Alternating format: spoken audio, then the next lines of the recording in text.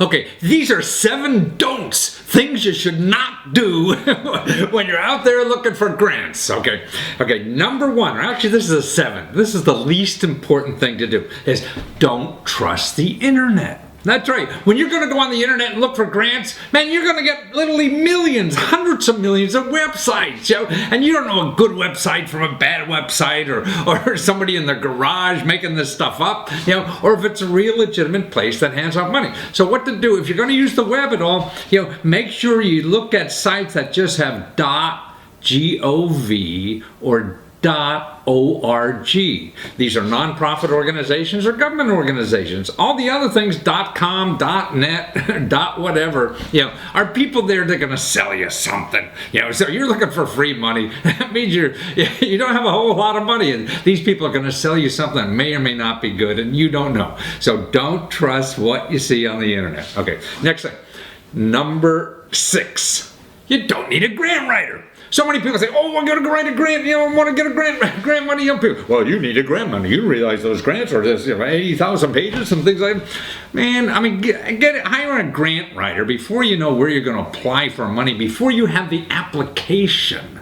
It's like buying a prom dress before you even get an invite to the prom. Listen, most of the grants that give out money, particularly to individuals, are only 2-3 pages, fill out the blanks. So they're not even that complicated. So don't worry about writing a grant until you're pretty sure, hey, this is somewhere I want to apply to, and I have the application, and then you make that decision. Okay. The number 5. Don't believe what the experts tell you. You got a buddy just wrote a grant and they said, oh boy, it was so hard. And everybody's got an anecdote. Remember, there's 17,000 grants. There's hundreds of millions of people that applied for these every year. So when you hear one story, that's just an anomaly. You could hear the exact opposite from somebody else. It's hard, it's difficult, it's a lot of money, it's a little money, it goes to minorities, it doesn't go to minorities. All this kind of stuff. Forget it all. Everybody doesn't know everything. They can't possibly. It's a huge world. I know this. I've been studying 35 years. I still know I don't know it all. So I'll be surprised every day about my preconceived notions of what grants really are. So don't believe what the experts tell you, even if it's your best friend. They don't know everything. And even when you call a government office and they tell you, oh, you can't do that. That means you just can't do that there with their program. There's hundreds of other programs to apply for. You could probably do it. Some grants have income requirements. Some grants, it doesn't matter. You can be a millionaire. So that's why it doesn't matter. Just keep going.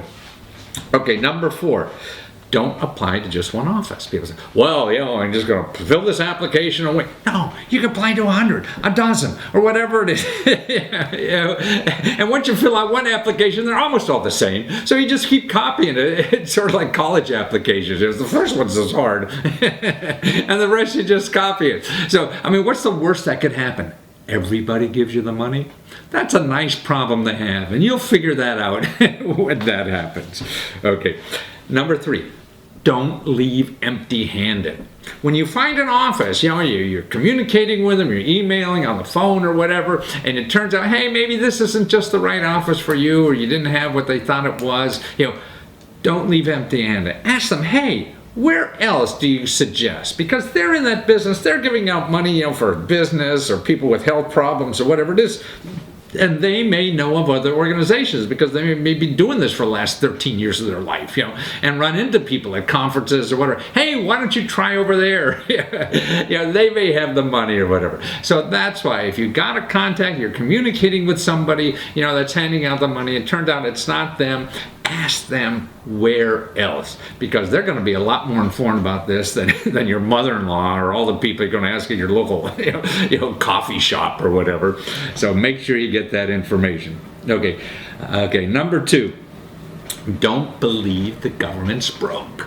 Oh, we have no more money. Well, I mean, that could mean a million things. They don't have as much money as last year, or they gave all their money out this year already, and in 2 more months they're going to have another cycle, and they're going to give out more money. So ask them will it be open again if they don't have money now.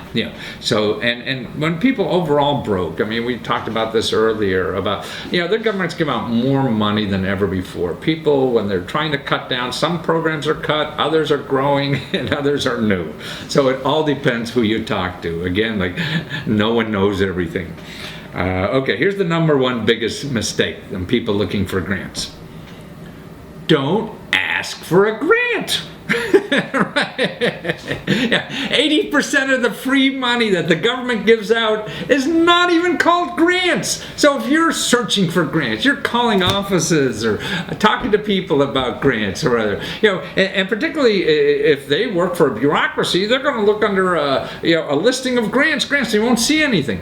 But there's 5 other programs called something else, like direct payments or loans you don't have to pay back and all this other kind of stuff. You won't believe the kind of stuff. So when you're looking for grants, don't say grants, you just say financial assistance. So that's when you're contacting agency. I mean, when you Google financial assistance, you'll probably get all these financial advisors, and that's going to be that's why it's a little complicated, but it just takes a little time to learn. And once you learn, you use it over and over and over again for the rest of your life. And here, I got a place too that could help you for free. Right on Lesko.com, I got a toolbar there. We've got about 7 buttons you could press for the best starting places of real free help for almost any problem you have. So that's at Lesko.com, and look at the toolbar. It's free. Okay, now here's the big question. How bad is Obamacare going to screw you if you don't get health coverage? Well, here's what it looks like. Okay, if you're not covered in 2014 for 3 months or more, so that means you're going to get a penalty. So you have to be covered, insured more, uninsured, more than 3 months, and you're going to pay a penalty. Now here's the penalty. In 2014, you're going to pay 1% of your income as a penalty, or $95 for every adult in your family that's uninsured, or $47.50 for every child. But the maximum is $285. For a single person, then, you're looking at a penalty of $95 if you're not covered if you're uninsured for more than 3 months. So if you're uninsured for more than 3 months, then you get in the penalty range. And that's why in the end of March is when you have to be signed up if you already don't have coverage. So that's why I did. And remember, if you don't sign up by March, the next open period really is in about 6 months from now, unless you're eligible for Medicaid and one of the other normal programs. Now next year, that money goes up, the penalty goes up. So next year is going to be up to 2%, or up to $325 for an individual, and a maximum of $975. So you may be fined up to $1,000 in 2005, and they'll get it from your taxes at the end of 2005, like they will this year at the end of 2014. Now in 2016, it goes up a little more. It goes up to 2.5%, and that's a total of $695 for an adult, and a maximum of $2,085. So even if it's 2.5% of your income, they're not going to charge you more than $2,085. Like this year, even it's only 1% of your income, but they're not going to charge you more than $2,085. Or $95. Okay, now what else is there? There are exemptions. Okay, you could get exempt from paying that penalty if you're making more than 400% of the poverty level. That's for a couple. For 2 people, that's like $63,000. And for 4 people, that's like $95,000. So if your income is over that, and your insurance costs more than 8% of your income, then you're exempt from that penalty. Now, there's other exemptions. There's always a way around something. Okay, here's other exemptions from that tax penalty is financial hardship, So you may not have to file, get penalized for that $95 for financial hardship. Religious objections, so maybe you want to join another religion. American Indian, I don't know why, but it's for American, that's an exemption. Uninsured, less than 3 months, so that's an exemption. That's what we talked about earlier. Undocumented immigrants. So if you're here, undocumented, you can get an exempt from paying the tax. And also, if you're in jail, incarcerated. That's the. Okay, to find out about that, you can go to healthcare.gov. And just in the search bar there, put penalties, and you get all the facts. Or there's a neat little video that explains this too on YouTube. And if you search, how much are Obamacare tax penalties? And that's a short subject, and so you don't have to read anything, you can just watch it. So that's how it's gonna screw you. But overall, this is a wonderful thing. It's better than the option. It's not perfect. There's a lot of people getting, screwed maybe because they don't have it, or they had something and they have to change. And some people are. But right now, everybody can get insurance at an affordable rate. We never had that before.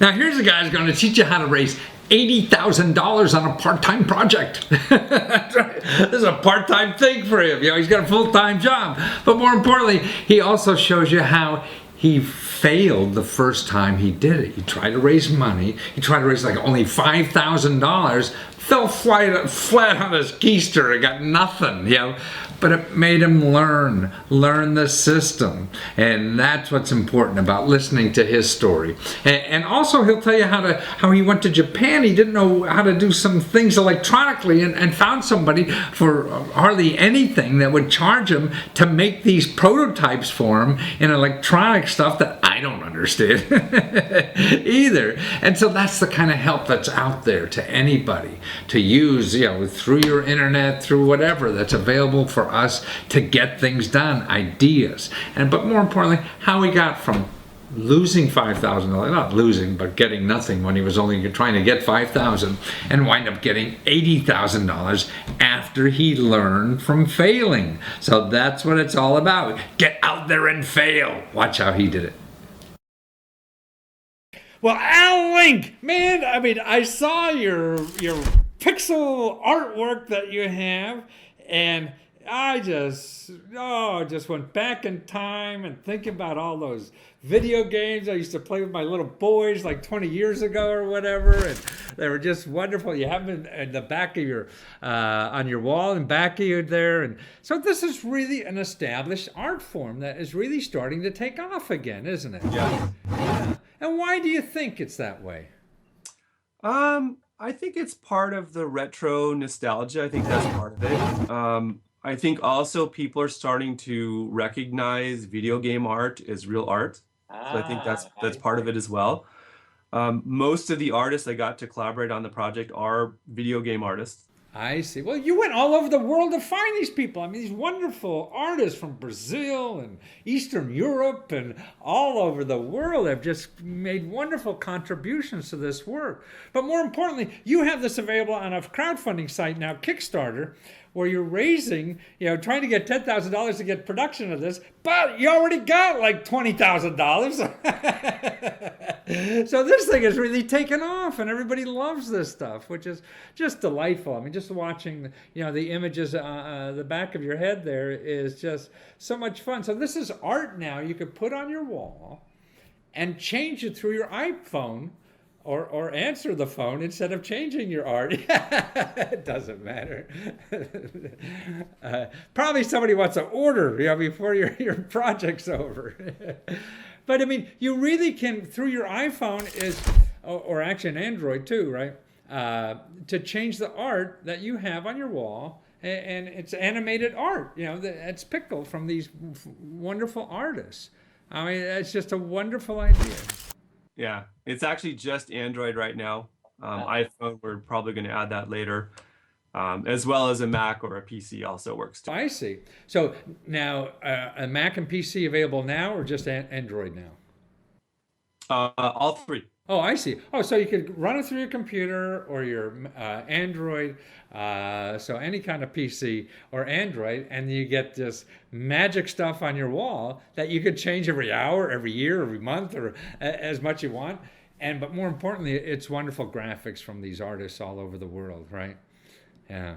Well, that's just a delight. Now, you had a similar campaign about a year ago that you got like about $50,000 on that thing, right? And was that your first crowdfunding campaign then? That was actually my second one. Oh, really? How was the first one? The first one wasn't successful. Ah, but you learned, so you got to get back on that horse, right? Exactly. Yeah.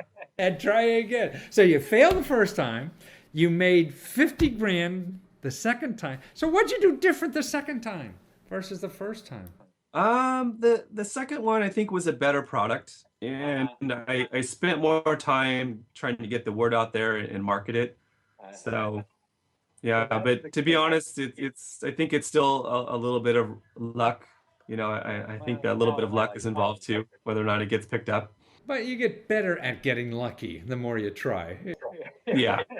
And you start to make contacts and build your community, and that takes time. So now, so you failed once. How much were you after the first time? The first one was actually a completely different product. It was the idea was to have a breathalyzer that you could use on your smartphone. So that one I think I was after 5,000 or 8,000, something like. Uh-huh. So it's completely different. So people more into art than they are into drunk driving. Yeah. Well, that's a sort of still a cool idea, though, it sounds like. Yeah. Yeah. So maybe there's something. But on the pixels, so you've been, I mean, I saw a shot of your house, on the video on Kickstarter, and you have old-time video games around your house even. So you're really into this artwork. Yeah. And your 10-year-old daughter loves playing this stuff? Oh, they love it. They love it. So you must be an ideal dad. Dad loves to play video games with it. Well, I found when my boy was into video games like 20 years ago or so, that we would play Cubert or something together, and then I'd go to work and he played there all day, and I'd come back and he'd just beat the pants off me because he was practicing so much. So I was just watching. So what do you get when you order the product, and what's the starting price that you get something on the Pixels? Yeah. So basically, you get one of these guys here. Probably see a little screen flicker due to the camera, so you won't see that in real life. But you get one of these guys. You can hang it on the wall or set it on your desk. All of the art that I work with, over 150 works of pixel art, that's all included. So you get 150 pieces of art? Yes. Wow. Yeah. So from 10 artists, so I wanted to, I didn't want to just do a piece of hardware. I wanted to do a piece of art. So art needs art. So that one for me was a big part of the project. So that's all included. And then of course you can do your own art. So there's a way, a little app on your phone or on your PC that you could make your own art to put up there. Correct. Oh, wonderful. So you could be a famous pixel artist like all these guys you have. Yeah, it's hard, let me tell you. Basically, it's a 32 by 32 screen. So there's 1,000 LEDs, 32 by 32 resolution. And doing something that looks compelling, is some old arcade sprites here, in that low resolution really is an art form. It's a challenge. So it seemed like it'd be a fun toy to try to figure it out. I mean, you sit there for hours playing Cubert or, all these games. You could figure out how to use these 1,000 pixels to make some kind of cool piece of art that's yours and only yours, and then it could be flashing on the wall when everybody comes to dinner, right? Or your kids, I mean, they would love this, right? They would probably take to it more than an adult would sometimes. I found kids really like it. I'm not sure why, because I didn't really think about kids when I did it. Of course I have 2 kids myself, but it was more of an adult art thing. And I show it off at these maker fairs, which is a do-it-yourself enthusiast forum. and the kids just go crazy for it, which is a surprise for me. Well, But yeah. it sounds like a family game. Yeah, yeah. Besides having a family art piece, but something somebody could contribute. You know, every member of the family. Grandma could come over and you teach her a little bit about pixels and PCs and stuff like that, and they're making art on the wall. Well, that's terrific. Now, you really are an IT professional for a big firm out there in California, right? So Yes. this is something aside. Now, what is the people you're working with in China that manufacture this? What are their name again? Yeah, so being a full-time IT guy, I don't have time to make these guys myself. So I work with a company called Seed Studio, and SEED, like there's a two couple of E's, I Seed did. with two E's Studio, seedstudio.com. And they basically specialize in working with small guys like me that have an idea that want to do a product out there. And they actually did some of the engineering for me. They do all of the manufacturing, all of the shipping. Wow. So it's been a really nice arrangement. So they're a company. I mean, and I guess in China they're not going to charge you tens of thousands of dollars to do something, right? At least to help you with a prototype. That's a place you could go if you're looking to do something on Kickstarter, one of these other crowdfundings, and need a prototype and engineering help. A company like that in China is someone that is very reasonable to help you. Is that what you're saying? Yeah, I mean you're going to pay more because I'm not making 10,000 of these guys. Right, It's a right. small run, so obviously there's going to be some markup there, but it lowers the barrier to entry. Well, it's even to help you with a prototype. Are they available to do that too? Yeah. See, that would be the thing. Then maybe you're going to make 10,000 of them, and so it doesn't matter. But they help with the prototype, and somebody knows all that a lot of people may not know the details. Yeah. So yours is called Pixel LED Art, right?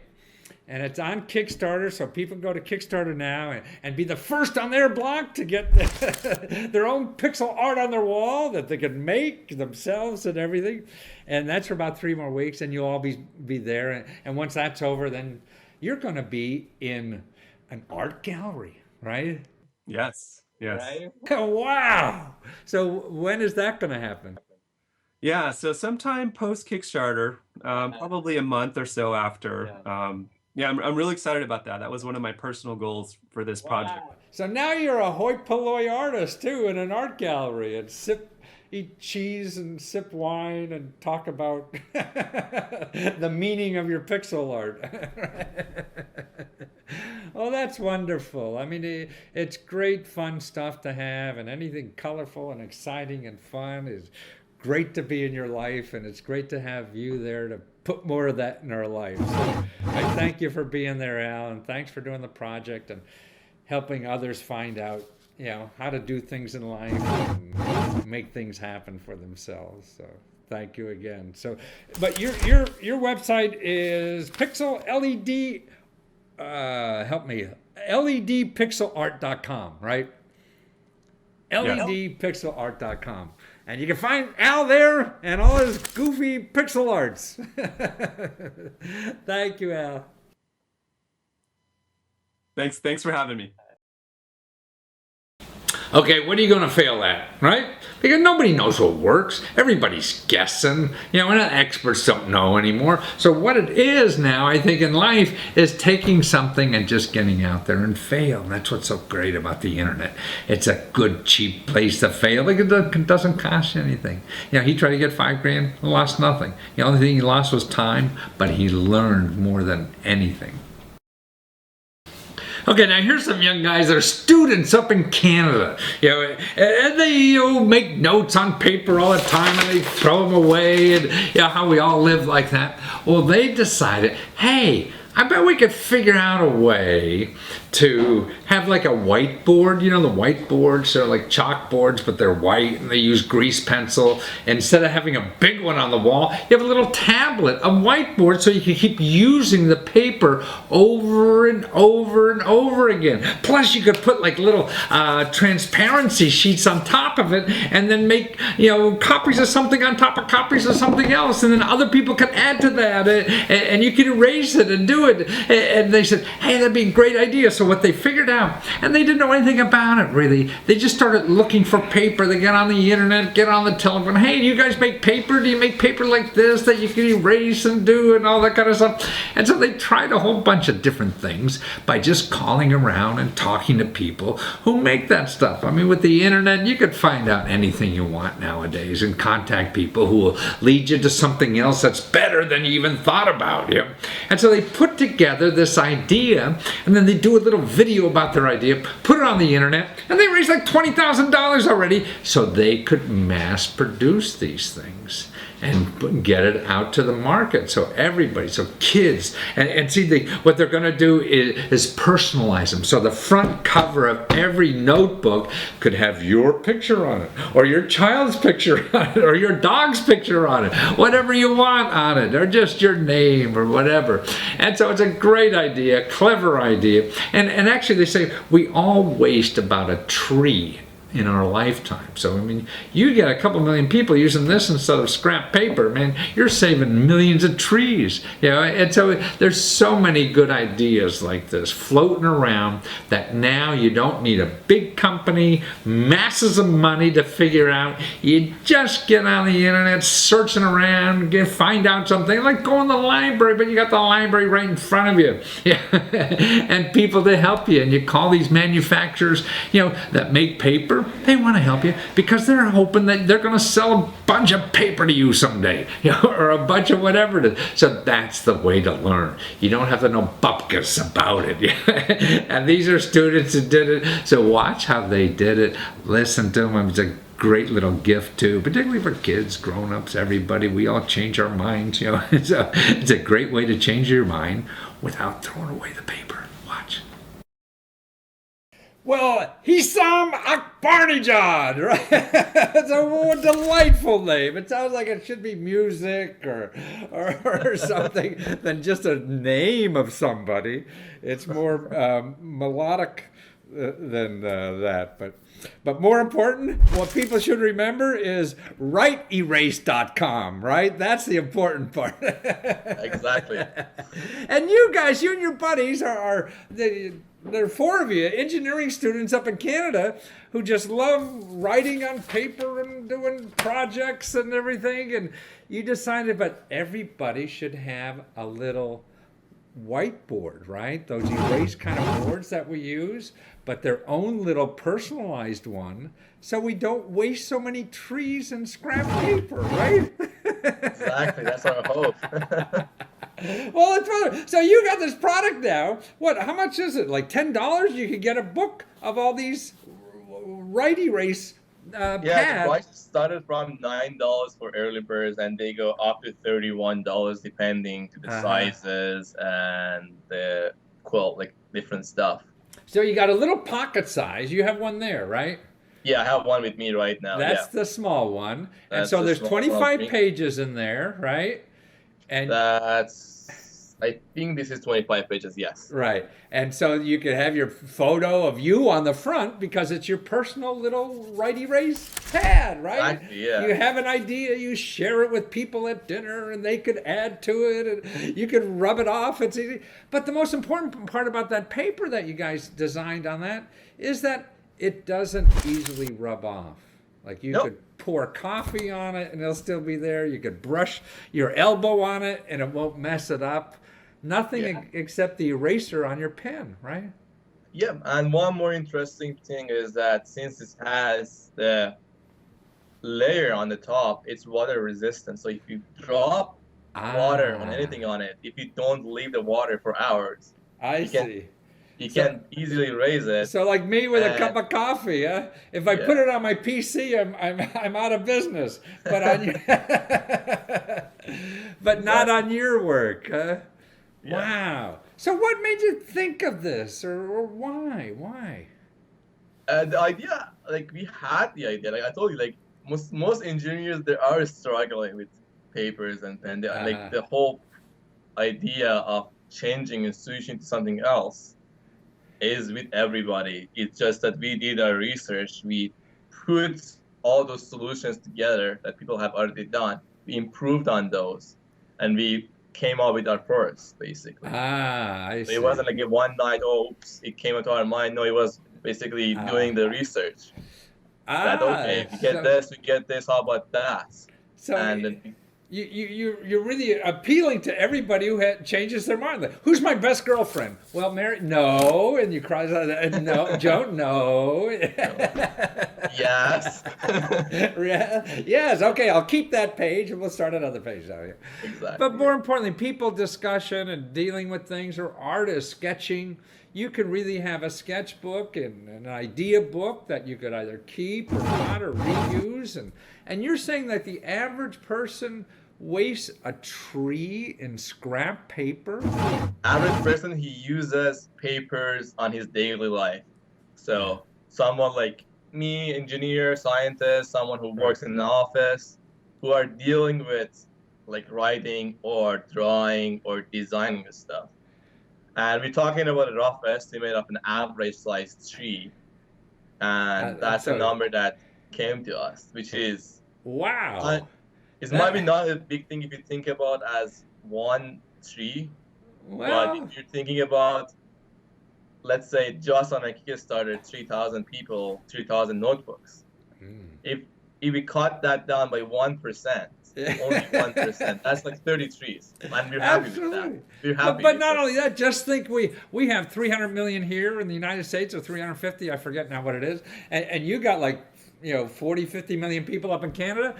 Us two countries alone could save millions of trees, and that to me, now you're talking real trees. You don't even have to sacrifice anything. Yeah. Enjoy it more, save money, and save the environment. That's the whole point of it. But I think it's efficiency too. I mean, using something like this would be more efficient than crumbling up paper. You can't change it. You can't add to it. It takes you twice as long to redo what the heck you had before to be able to add to it. Then plus collaboration. Everybody now is collaborating with ideas. So it's so easy to show somebody else, and then they could just add right to it. And erase a little bit. And no, you want to have the corner like this, or like that. But I just see it's better, man, for kids. I mean, to give something like this as a gift. I mean, these kids love scribbling, doing, and all this kind of stuff, and they can erase and then plus have their own picture on the front of the book. Yeah, we actually have a video on our YouTube and also on Kickstarter about a kid, 3-4-year-old kid, using the whiteboard and the right erase. And she loves it. She never gave it back to us. So. No, I can see it's beautiful. I mean, and that's why I think instinctively it appeals to the kid in all of us. I mean, having something like that, because you really could scribble, and you never have to use an eraser that is going to mark up your paper, because this eraser leaves no mark, and it completely eliminates everything on that thing, right? That is true. Yeah, just like a whiteboard. But this is better than the whiteboards, at least I've seen, because a whiteboard, you rub by it and you got that black stuff all over your white shirt, right? Yeah. But on this, it doesn't happen. You could rub it. And who would want to carry a whiteboard anyway? Right. A PC's bad enough. And it's so funny because it's sort of like old school, because whiteboards have been around and they're not electronic, but there's something very hip about it, that it's sort of not just, having a 1950 Chevrolet or something like that. There is something hip in a tablet with a little whiteboard sheets of paper. And that's what's cool about it. Yeah. So for $10 you get in this thing, right? And it starts from $9. $9. The $9 are all sold out. So the next one that you'll have to go is $14. Oh my goodness, what a heartbreaker. Well, that's easy to do. And you're going to deliver in May, right? Something like that? We're trying actually to deliver it very soon. We are starting the production as we're talking right now. It's going very slow, but we're trying to have everything by the end of actually April or beginning of May. Wonderful. So right after our Kickstarter, we want to surprise people with science, sending the stuff right away to them. Well, but you already have like 500 people already. I mean, you were looking for $6,000, and just like 2 weeks out, and you got $15,000, man. I thought you engineers were very scientific. How'd you screw up and not ask for enough money? Yeah. Well, it's a nice problem to have. It is. But I think you're really going to improve, not only creativity, but communications and so many things. Besides, every person getting one of these could save a tree. Wow. For $10, I could save a tree. That's pretty cool. Because then I could live longer, breathe longer, and invest in the environment longer. And so the people that get this, it's writeerase.com, right? And so I'm gonna spell it for you because there's only one E in between right and erase. They put two E's. Good. WRITERASE.com. Yeah, right? exactly. See, precise engineers, and you're 4 engineers, so I know you're going to be precise. Thank you. Well, thank you so much. So nice to meet you, and I'm glad you're working on problems like this. Thank you very much. Thank you very much for having me over. It was a pleasure talking to you. Good fun. Well, you're doing great work, and we appreciate it. Thank you so much. Thank you. Take care. And now, isn't that clever? You can be clever too, right? We all got clever ideas. The only difference is doing something about it, right? So now I think in our society, there's more opportunities to do anything about any idea you have. You got the internet, you got the research skills, you got the money to give it. You don't have to be rich, you don't have to know fat cats, you don't have to do anything. You just have to do something. Well, do you know what compost is? Well, if you don't now, you're probably going to learn soon enough, because it's part of the ecology and green thing that's happening in our country and everywhere else, that we can recycle stuff and make things better in the world. So the compost, like all that stuff you put down in the garbage disposal and the extra food and everything, that's great for gardens, and things will grow instead of throwing it away and clogging up the sewers and all this kind of stuff. So what they're doing now in many cities, they make you save that and put it away, so then the county or the city picks it up and uses it as fertilizer, so we could grow more food for you to make more compost. Well, here's some young guys who figured out a way that's a nice way to save that compost. See, it's because you're dealing with old food and stuff like that, that take it out and everything's yucky and it's hard to clean and everything. And they knew nothing about this before they started, and now they just started. They're selling hundreds and hundreds of these things on the internet and getting like $20,000 to do this, just out of the model they built. And more importantly, they had no idea how to make this model. They had no idea. These are young guys who work at a university laboratory or something like that. They knew nothing about business, knew nothing about making a model, and they figured it out. They were telling me how they didn't know anything. They just went out, figured it out, got it together, put it on the internet, and now are raising $25,000 for their idea. And more importantly, people are coming to them. People already now want this thing in the stores and everything. They haven't made any yet. All they have is a sample that they put together. And now they see themselves as huge distributors of this all over the country, and then the food stores and the the stores that would carry this kind of thing. But big national chains are talking to them already, and all they have is one of these things, and that's it. But they're figuring it out as they go. See, it takes no magic in life. Most of us could figure out anything. I mean, it takes. I really feel 90% of us could do 99% of the jobs in this country. It's just a matter of doing it and getting out there and trying. So watch this interview and learn how these young guys do this. Well, Morgan Wyatt. I love the name Morgan. My first son is Morgan. And actually, he's into organic farming. But you're a chemist, a PhD in chemical biology, and you invented something that you thought the world already had and they didn't need you.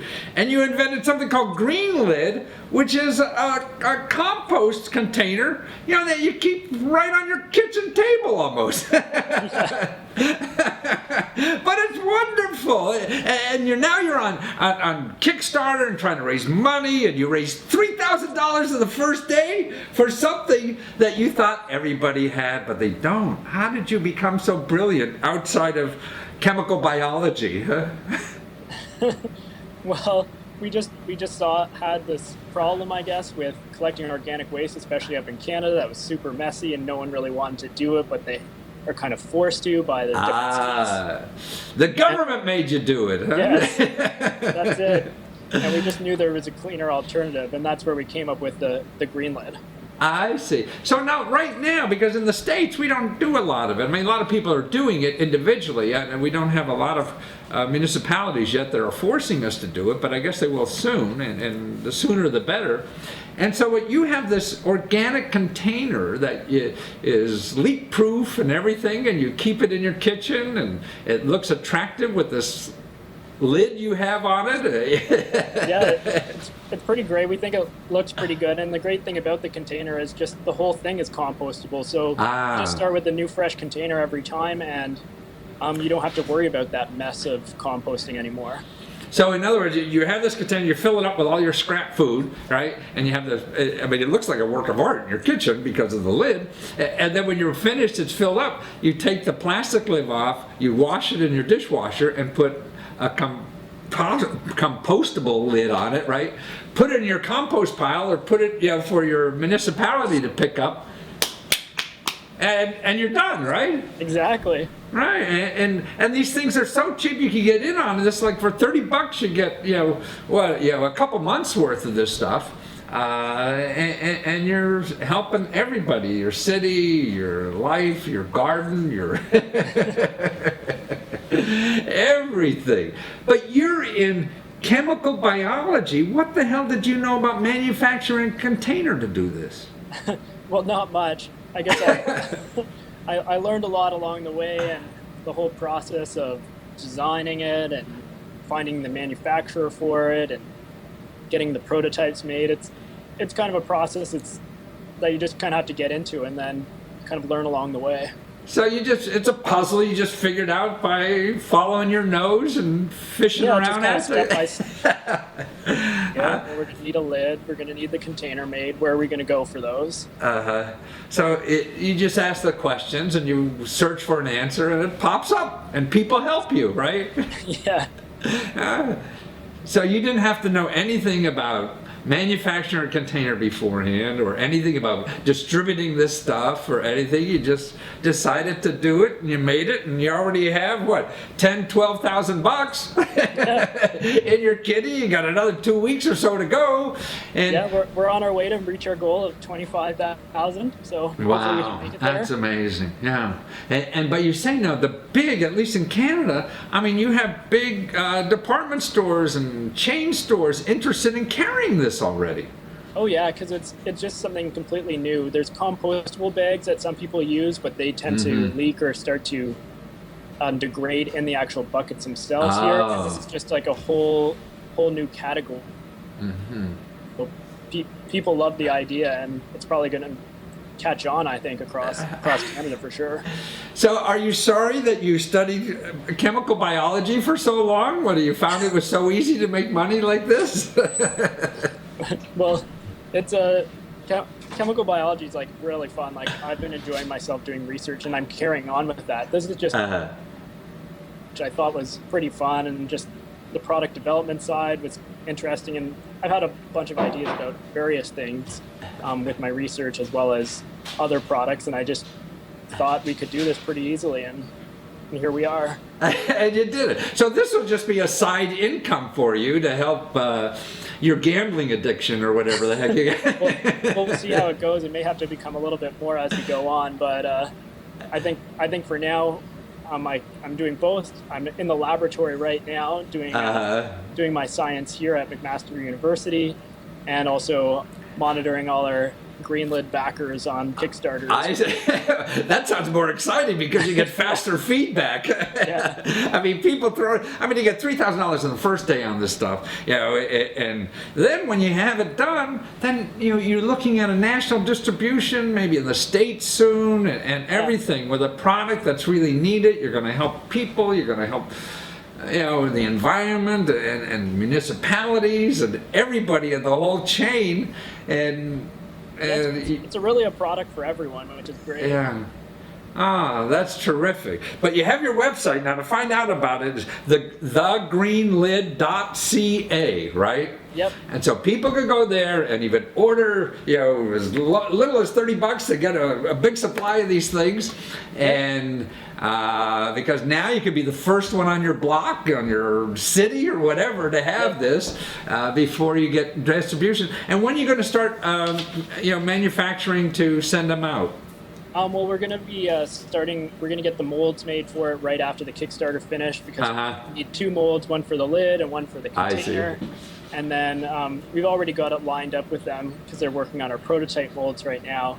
And then it should be fairly quickly afterwards. And we're going to have them available online for people that have already ordered or want them as well. But we're really hoping people want to invest early and get this kind of deal on green lids early on. Well, this is the time to get it. Be the first. And really help you, because you're solving a problem that none of the big guys really even realized there was a problem yet. And it takes creative people and individuals like you to do that, and people with no knowledge of what the hell they're doing to be able to do it, right? Well, North America is a great place for that, isn't it? Yeah. Well, solving problems people didn't really know they had, I suppose. Right. Well, that's one. And also, being clever enough to find the answer, and you didn't need a PhD in container making, You just went out and did it. Well, thank you for doing it, Morgan, and thanks for having that name. And it's thegreenlid.ca, not com, but CA for Canada, right? Yep, and you can find us also on Kickstarter as well right now. Kickstarter, right. But you could get to Kickstarter through... Oh, yeah, absolutely. Yeah, right, great. Oh, wonderful. Thank you again, Morgan, and good luck with your eating disorder. Okay, you ready to make money out of your yucky old scraps from the table? Well, they did it, so you must have an idea somewhere. Well, let me introduce you to this young mother. She's out in the Midwest now, in Iowa, actually. It's her hometown. But her and her husband lived in Portland, it was. And he had a great job, full-time. She had another job, full-time and everything. And they were very busy, young couple working in downtown Portland. But now they had 2 children, a 2-year-old and a 5-year-old. And they were never seeing their children. So they always had this idea that, boy, they had all kinds of ideas, hey, and they'd never act on them, and then they'd see a couple months later, hey, somebody did that, and they were making good money on it. So they decided to take the next good idea they had, and also to cut down on their overhead, they moved back to Iowa to be close to their family and everything, and also so mom could stay home and work on the venture that they thought about. And they went on the internet, and in 2 weeks they got like $5,000 for their idea. And it's a great little idea, actually, to help you count how many drinks you have. So if you like drinking, you can have fun drinking because you have this automatic counter, and control your beer, soda, or whatever. But more importantly, they were trying to find a different lifestyle. And they were able to do it by having their idea, finding money on the internet to do this, and then to be with their kids. I mean, when I had kids, I know at 2 years old and 5 years old, man, you'll never be more important to anybody else again for the rest of your life. I mean, the children that age, boy, you're the most important thing in the world. And they realize that. So they say, hey, one of them have to spend more time with the children. And so they found a way to do that. It took a little effort and using the new technology, and they just got money to do it. They took their idea, and they're off to the races. So watch her explain how she did it. 1, 2, 3. Well, Jenny Richmond from Des Moines, Iowa, the inventor of the Bevometer, right? Okay. Now, what does the Bevometer do for us? Well, if you insert a beverage into it, I don't know if this shows up on Yeah, I see the numbers, right? Yeah. Yeah, there's 2 counters. So when a beverage goes in, each counter goes up by 1. So why 2 counters? For 1 for each hand, or what? Right. That's exactly it. No. So 2 counters. And this was part of the original idea with my father-in-law. He had this old koozie that was just embarrassing. Oh, I saw the picture of that, like an old Bud thing from 40 years ago or something. So bad. My mother-in-law would try to hide it, throw it away. It was like a security blanket. Right. Guy thing, yeah, right. So we were just laughing one night how many beverages had this old koozie. So that's where the idea all started. And so that's the lifetime number, and so that is just meant, for fun. Forever, yeah. So you have this coos, right? Yes. And so every time you have a drink, you can have a bottle of beer, a bottle of soda, or whatever. You click it in there, and it starts counting your lifetime count and a mileage thing, so you could go back to 0 whenever you want, right?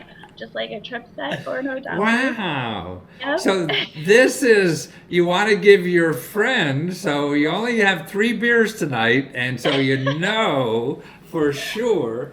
But I guess more importantly, it seems like self-control, right? Right. Yes. Responsible consumption or, or good times, whichever, right. Whatever's first. You're looking for, right? But yes, just, meant for laughs. And, I do have some girlfriends who are going to use it in their office for Diet Cokes, and I try to keep track of my water during the day with it. Yeah. But, really, I think the main thing. Well, I think that's it. I mean, also sugar drinks are a bigger issue in our obesity, particularly young people and things like this. I mean, we're all fighting weight. And so you have something now. I mean, it's so easy to take a Coke or even a Diet Coke, but they're terrible too. And who wants that junk in you? And so you could see, for sure, quantify how bad this thing is for you.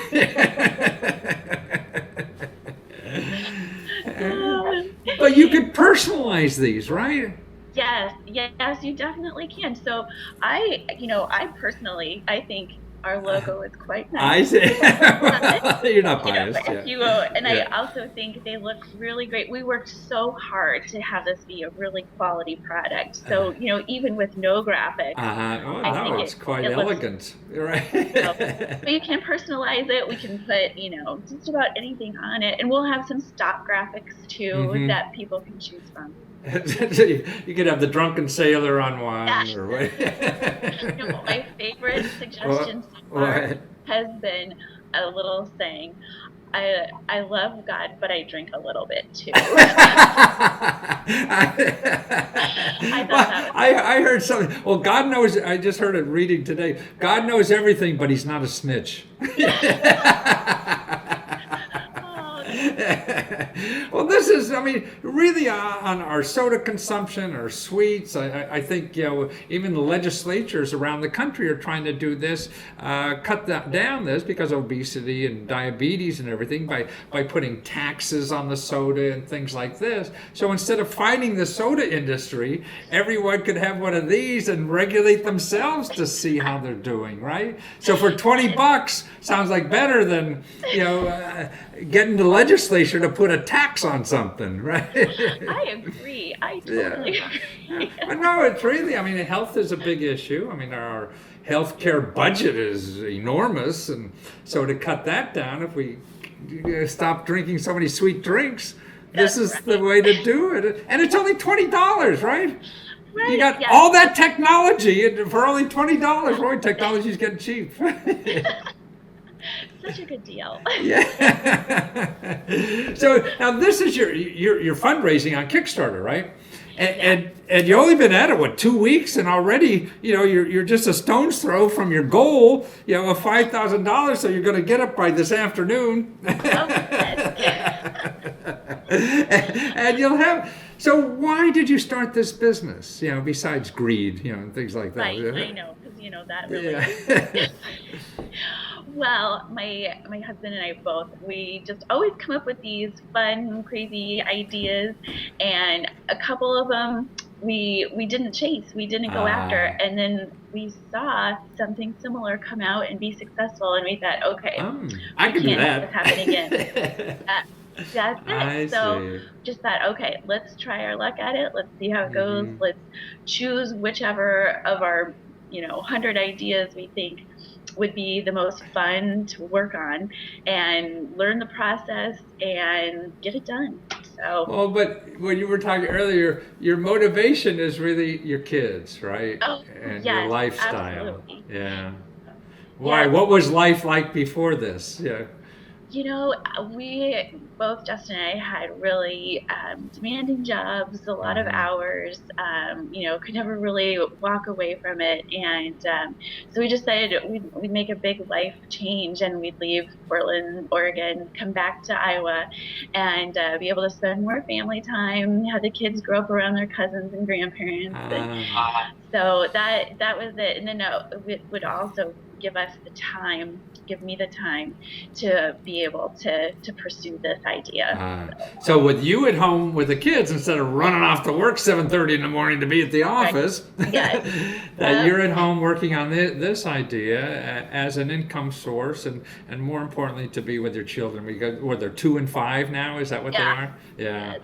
Well, I mean, this is your last chance to be very important to somebody in life, right? It is.